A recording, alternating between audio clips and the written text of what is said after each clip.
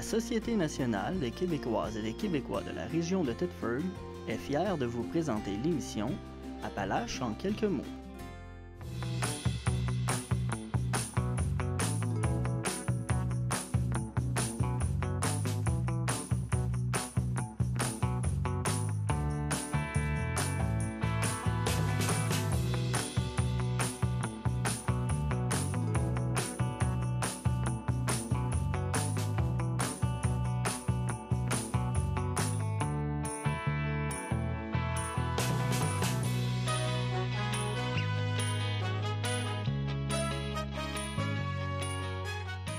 Madame, Monsieur, bonsoir et bienvenue à votre émission d'information habituelle Appalaches en quelques mots. La Caisse des Jardins de la région de Thetford a tenu mardi soir dernier sa 9e Assemblée générale annuelle au Centre de congrès de Thetford Mines. Le directeur général de l'institution, M. Mathieu Clich, a profité de l'occasion pour dévoiler les états financiers de l'institution et révéler qu'elle avait franchi le cap du milliard à 1,7 milliard, une étape impressionnante. M. Clich a précisé qu'en 2018, l'excédent d'exploitation avait été de 8,6 millions pour une augmentation de 2,3 millions de dollars, représentant 36 % de plus qu'en 2017.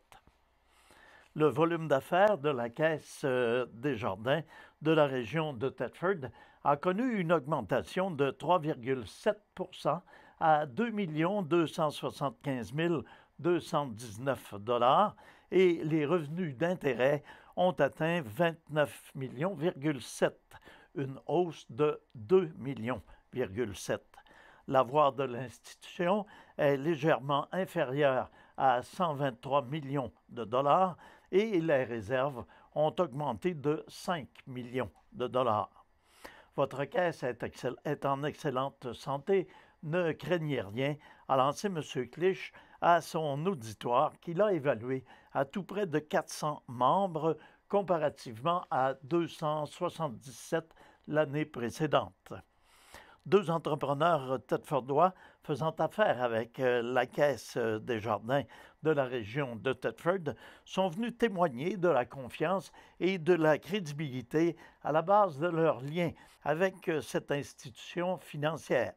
Messieurs Jean Marcoux et Serge Dubois, respectivement de CIF Métal et d'Appalaches Nature, ont témoigné de l'apport de Desjardins dans la croissance de leur entreprise.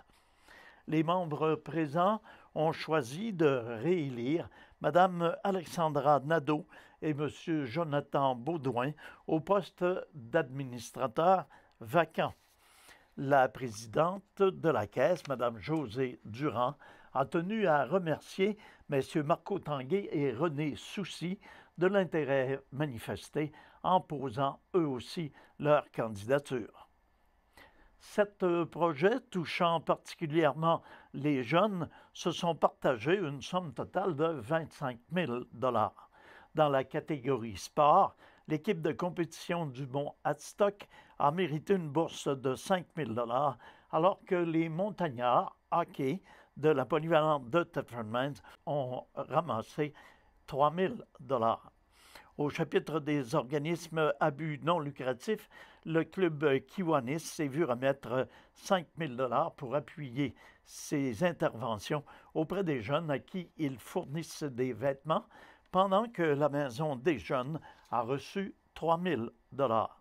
Et finalement, 3 projets ont été récompensés, dont celui d'amélioration de l'aire de détente de la polyvalente de Thetford Mines, à qui Desjardins a remis 4 000 $. Carl Fournier et son projet de ferme maraîchère biologique a reçu 3 000 $, pendant que 2 000 $ ont été remis à M. William Fauché pour son projet Solutions digitales. Plus d'une vingtaine de personnes se sont déplacées devant le cénotaphe situé au coin des rues Notre-Dame et Saint-Alphonse à Thetford Mines vendredi matin dernier, afin de rendre hommage à ceux et celles qui ont laissé leur vie ou leur santé au travail. Ce rassemblement s'inscrivait dans le cadre du jour commémoratif des personnes décédées ou blessées au travail qui a lieu le 28 avril de chaque année. Ont pris la parole à cette occasion la députée de Lotbinière-Frontenac, Mme Isabelle Lecourt, l'attachée politique du député de Mégantic-l'Érable, Mme Jessica Poiré, l'ex-président syndical, M.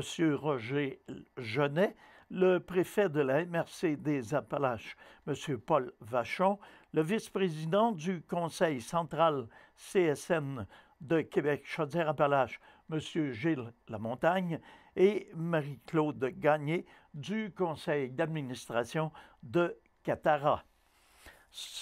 Nous voulons leur rendre hommage parce que c'est en raison de ce sacrifice humain que notre région est ce qu'elle est maintenant. Nous pensons que nous avons un devoir de mémoire et cela fait partie de notre mission, a mentionné M. Mario Dufresne du Comité d'appui aux travailleurs et travailleuses accidentés de la région des Appalaches. Selon la CNESST, 27 travailleurs ont perdu la vie dans la région de Chaudière-Appalaches en 2018, soit 6 lors d'un accident et 21 des suites d'une maladie professionnelle. Au cours de cette même année, 7089 personnes ont été blessées. M. Dufresne a ajouté qu'il y a eu beaucoup de progrès au cours des dernières années, mais que tout n'est pas gagné. Il y a encore du chemin à faire. Au final, nous sommes tous perdants lorsqu'il y a un accident de travail, et non seulement sur le plan monétaire, a conclu M. Dufresne, agent de prévention et de développement. Thetford Mines et sa région viennent de perdre un acteur important au niveau du théâtre amateur local et québécois. M. Germain Nadeau était de ceux qui avaient une passion et qui l'ont vécu pleinement jusqu'à la fin. Germain Nadeau a toujours apprécié les dénouements inattendus, mais cette fois-ci, son décès a surpris bien des gens. Toujours disponible, il savait animer une entrevue avec ses rires, ses éclats de voix, sa simplicité et sa bonne humeur. Il transmettait rapidement sa passion et savait simplifier les choses par son affabilité. Homme de théâtre et de culture, il vivait pour le théâtre. Son apport dans ce domaine pour la région demeurera unique. Les Cabotins, le théâtre de la Chapelle-Blanche, les Bâtisseurs de montagne, le studio-théâtre Paul Hébert, toutes ces réalisations renferment une large part de la participation de Germain Nadeau. Il aura assuré de nombreuses mises en scène et il aura su rassembler autour de lui de nombreux inconditionnels du théâtre, bénévoles comme comédiens. Bien peu de gens pouvaient lui refuser un service, une demande, une implication, tellement son engagement était grand. Je me plais à rappeler ses interventions en début de présentation, particulièrement à l'occasion de celle du théâtre Les Bâtisseurs de montagne. Si la pièce vous a plu, dites-le à tout le monde. Sinon, et je tais le reste. Cette fois-ci, même si le dénouement était loin de plaire, tous vont répandre la triste nouvelle, se rappelant de la fierté qu'ils partageaient à chacune des saisons, à chacune des représentations. À toute cette famille de théâtre qui l'a appuyé, à son épouse Denise, ses enfants Emmanuel et Louis-Étienne, nous tenons à offrir nos plus sincères condoléances et notre encouragement pour passer à travers cette épreuve. Le nom de Germain Nadeau restera à jamais gravé dans l'histoire du théâtre amateur québécois. À l'initiative de la télévision communautaire de la région des Appalaches, Madame Marie-Ève Martel, journaliste et auteure de l'essai Extinction de voix, plaidoyer pour la sauvegarde de l'information régionale, était de passage en nos studios la semaine dernière. Les journalistes de la région en ont profité pour se réunir afin de discuter des enjeux liés à la sauvegarde de l'information locale. À surveiller dans le courant de la semaine, autant sur le canal de la télé CRA que de Nous Télé et de Vidéotron. Alors, une émission spéciale sur son passage. Alors, Canal 9 en haute définition 555 et 609 sur Vidéotron.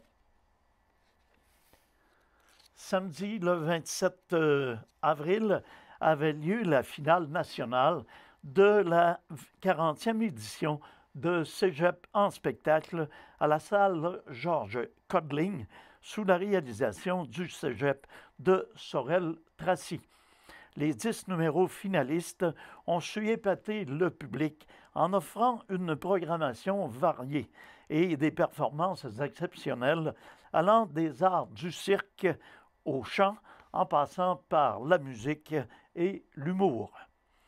Le premier prix, une bourse Desjardins de 3 000 $ ainsi qu'une prestation en première partie de la finale provinciale de Québec en scène, a été décerné aux frères Joachim et Pierre-Olivier Julien du Cégep de Thetford pour leur intensité émotionnelle, la maîtrise du mouvement exceptionnel et la profondeur du message.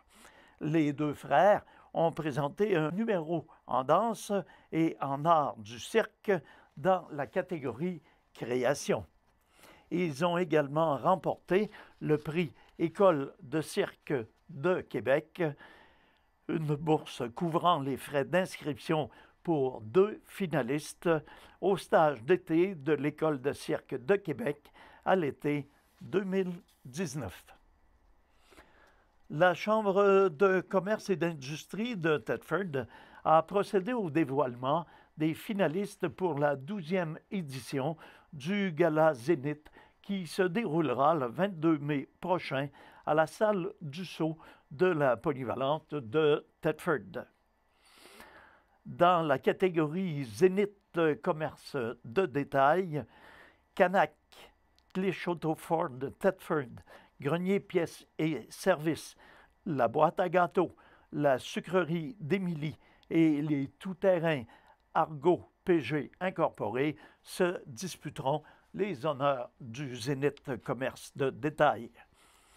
Zénith service à la clientèle, Canac et Intuition Centre Beauté sont en lice. Au niveau du Zénith entreprise de service, formation Lean Expert, fromagerie Victoria Thetford, le Renaissance Thetford, Pluritech Incorporé et Services Santé Nadeau sont en compétition. Pour le Zénith démarrage d'entreprise, relève et start-up, mentionnons Bistrot le 77, Bobine et Textile, Buanderie Thetford, Centre de santé et de podologie Stéphanie Grondin, Fromagerie La Bourgade et le Renaissance de Thetford. Au niveau de l'entreprise manufacturière, mentionnons les candidatures de la Fromagerie La Bourgade et celle d'Étoile Unie Canva. Entreprises publiques et parapubliques, en compétition, le comité de spectacle de Thetford Mines, connu sous le nom de Spectar, et Héritage Centre-Ville.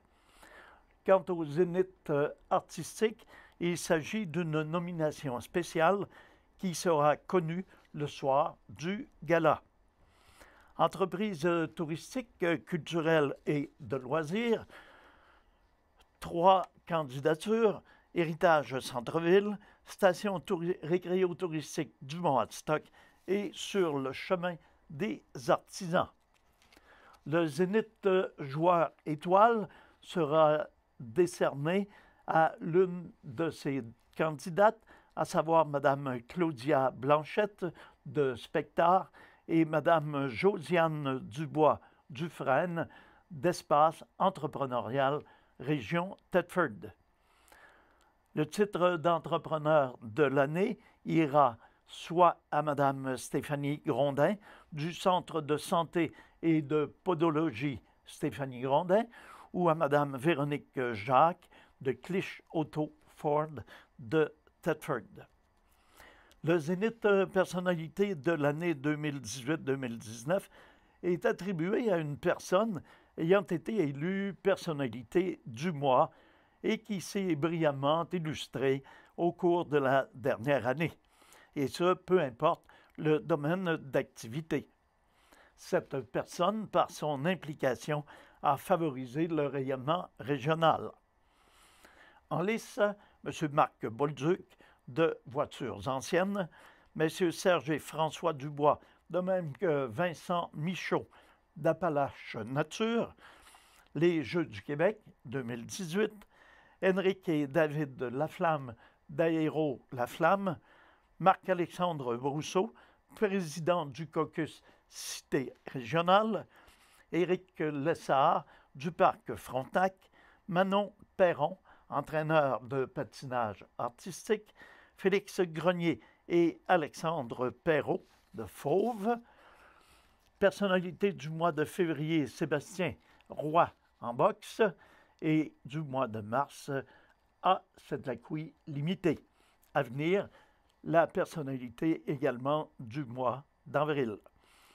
C'est lors du gala Zénith que seront dévoilés les lauréats des catégories et la personnalité de l'année, en plus de voir s'ajouter la catégorie coup de cœur du jury. De plus, un Zénith bâtisseur sera remis à l'entreprise ou à l'organisation pour son implication sociale dans la région, et un Zénith hommage sera remis à un méritant pour l'ensemble de son apport à la région de Thetford. C'est donc un rendez-vous le mercredi 22 mai 2019 à la salle Dussault de la polyvalente de Thetford dès 17 h. L'accueil sera suivi d'un 5 à 7 cocktail dînatoire et d'une soirée gala qui débutera à 19 h et au cours de laquelle les lauréats seront dévoilés. La soirée se terminera avec un après-gala. La réservation des billets est présentement en cours. Pour ce faire, adressez-vous auprès de la Chambre de commerce et d'industrie de Thetford Mines au 88 338 45 51 ou par courriel à adjointe-ccitm@hotmail.com. Les parcs nationaux du Québec ont été créés pour conserver les milieux naturels d'exception ainsi que pour favoriser leur découverte par les visiteurs. Afin de conserver adéquatement les richesses écologiques de leur territoire, les parcs ont mis en place un programme de suivi des indicateurs environnementaux qui fait office de bilan de santé. Par la mise en place et le suivi d'indicateurs environnementaux, le PSIE vise à observer des changements afin de conclure sur l'état de santé global du parc. En d'autres mots, on vise à comprendre ce qui se passe sur le terrain afin d'identifier des points de vigilance et d'intervenir rapidement lorsque l'on constate une dégradation.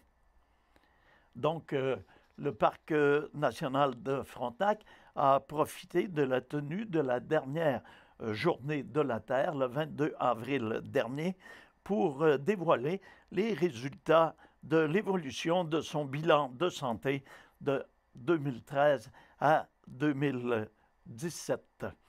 Constat, l'état de santé global du parc est jugé très bon. La majorité des indicateurs sont jugés bons stable ou en amélioration et aucune problématique majeure non mesurée par le PSIE n'est identifiée. Les indicateurs sur l'eau et le milieu aquatique sont en amélioration et semblent refléter les efforts déployés par le parc et tous les partenaires impliqués dans le regroupement pour la protection du Grand Lac Saint-François pour améliorer la qualité de l'eau et les écosystèmes du Grand Lac Saint-François. Un point de vigilance demeure en ce qui concerne l'apport de nutriments et de matières en suspension par la rivière au Bluet, qui est l'un des tributaires du Grand Lac Saint-François. Malgré une certaine stabilité, la présence d'espèces exotiques envahissantes demeure un point de vigilance. Des actions sont d'ailleurs en place pour prévenir et contrôler certaines de ces espèces nuisibles, dont le roseau commun. Alors, pour davantage d'informations, on peut communiquer avec le directeur du parc, M. Éric Lessard, à 88 486 23 00, poste 222, ou avec M. Stéphane Poulain, responsable de la conservation et de l'éducation, au numéro 88 486 23 00, poste 225. Les journées gratuites de vente débarras pour les résidents de la ville de Thetford Mines seront de retour au mois de mai. Les vendeurs peuvent profiter du portail web pour promouvoir l'emplacement de leurs ventes sur le territoire, et ce, tout à fait gratuitement. Les acheteurs pourront, quant à eux, repérer plus facilement les bonnes occasions et prévoir leur parcours lors de ces journées. L'utilisation du portail n'est pas obligatoire pour les vendeurs. Il s'agit simplement d'un outil de promotion pour augmenter la visibilité des points de vente ou encore la catégorie des articles à vendre. Les informations seront regroupées dans une carte géoréférencée qui sera accessible en un seul clic sur les ordinateurs et appareils mobiles. Date des ventes de débarras du 17 au 19 mai, secteur de Thetford Mines et de Thetford Sud, du 24 au 26 mai, secteur de Black Lake, Pont-Brillant et Robertsonville. Il ne faut pas oublier, en aucun temps, les objets ne doivent empiéter sur la voie publique. L'espace de terrain utilisé doit être dégagé et nettoyé à la fin de la période autorisée. Bonne nouvelle pour le secteur sportif en général et le cégep de Thetford en particulier. Pour la première fois de son histoire, le cégep de Thetford s'est vu confier l'organisation et la présentation du prestigieux bol d'or du football québécois qui sera présenté sur le terrain multisport en 2019 et 2020 avec possibilité d'une option en 2021. À sa troisième tentative pour obtenir cette importante classique, le cégep de Thetford aura finalement convaincu les responsables de sa capacité à organiser l'événement et à en assurer le succès. Sa candidature a été préférée à celle de deux autres villes candidates et ce sont d'ailleurs les éditions 2019 et 2020 qui seront présentées en sol thetfordois avec une option pour 2021, comme nous venons de le mentionner. Mardi de la culture d'East Broughton sont en recherche de musiciens pour la prochaine programmation édition 2019 des Mardis de la culture. On communique avec M. Marc-André Cloutier, directeur des loisirs et de la culture, au 418 427 2608, poste 321. Rendez-vous de la fin de semaine, Sarah Dufour, comité culturel d'Israéli au Cabaret des Arts, samedi le 4 mai à 20 h. Pour sa 40e saison, le chœur de Thetford invite la population à son concert de printemps qui se déroulera samedi le 4 mai en l'église Sainte-Marthe. Il en coûtera 20 $ pour le prix d'admission. Et finalement, à la salle du Sceau, Spectacle présente la pièce Tanguy avec Normand D'Amour. Alors voilà, c'est ce qui conclut notre bulletin d'information pour cette semaine.